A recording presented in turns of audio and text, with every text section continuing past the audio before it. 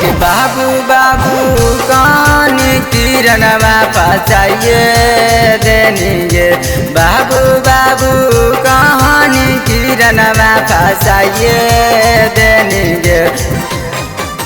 चल गेनी छोड़ी रहू सनवा के रोबाइए देनिगे।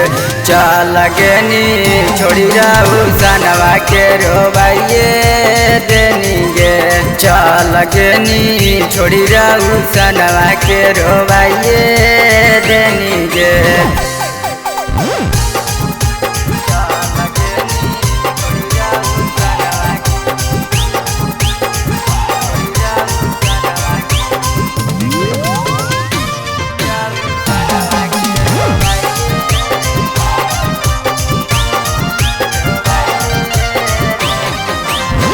हमरा फसैनी गे छौड़ी छिहत्तरी गे।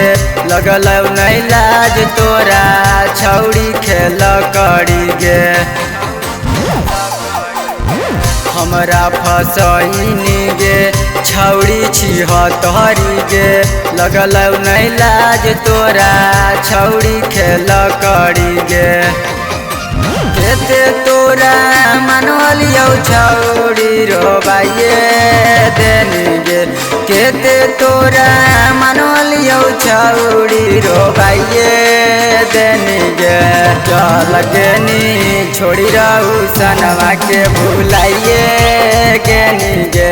चल गेनी छोड़ी रहू सनवा के भुलाइए गेनिगे।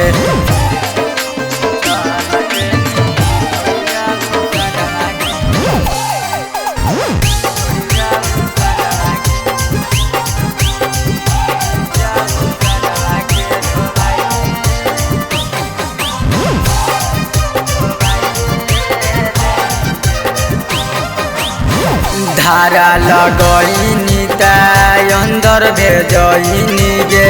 लगल नहीं लाज तोरा दुश्मन बनैनी गे। धारा लगैनी अंदर भेजनी गे। लगल नहीं लाज तोरा दुश्मन बनैनी गे। दामोदर दबंग के बतिया फसाइए देनिगे। दामोदर दबंग के बतिया फसाइए देनिगे। चल गेनी छोड़ी रहू सनवा के रोबाइए देनिगे। चल गेनी छोड़ी रहू सनवा के रोबाइए देनिगे।